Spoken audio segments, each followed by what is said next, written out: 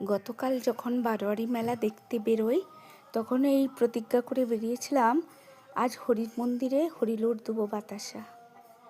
কিন্তু আমি আর আমার এক দিদি সম্পর্কে হয়, সামনেই বাড়ি একজন, দুজনে মিলে মেলা বেরিয়ে গিয়েছিলাম, হরিলুট দিয়ে আসবো। তার আগেও দুদিন আমরা মেলা গিয়েছিলাম। আমি মেঘা বাবির সাথে একদিন গেলাম, বাবা মায়ের সাথে গেলাম। তো নানা রকম জিনিস ফিনিস কিনে চলে এসেছি। তো হরির লোট আর দেওয়া হয়নি, আর গতকালে ও দেওয়া হয়নি। যখন রাত 9টা বেজে গেছে নানা রকম জিনিসপত্র কিনতে কিনতে তখন তাড়াতাড়ি করে বাড়ি চলে এসেছি। এসে পড়ে যখন শুনলাম যে গতকালই লাস্ট ছিল, বড় ভোগ হয়ে গেছে, তো আর হরিলুট দেওয়া যাবে না, শেষ। এত মনটা মুষড়ে পড়েছিল, বলার মতো নয়।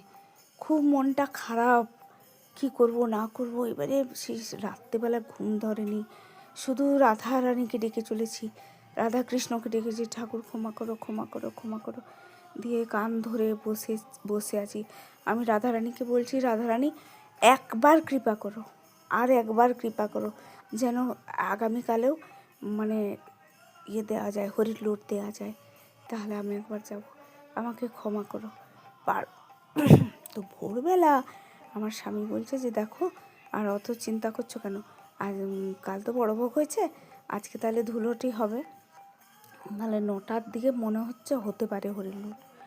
দিয়ে আমি বলছি তাহলে তুমি একবার জানো না, শিওর হও। আজকে আবার রবিবার ছিল, আমার ড্রয়িং শেখানোর ক্লাস, সকাল থেকে বাচ্চারা এসে গেছে।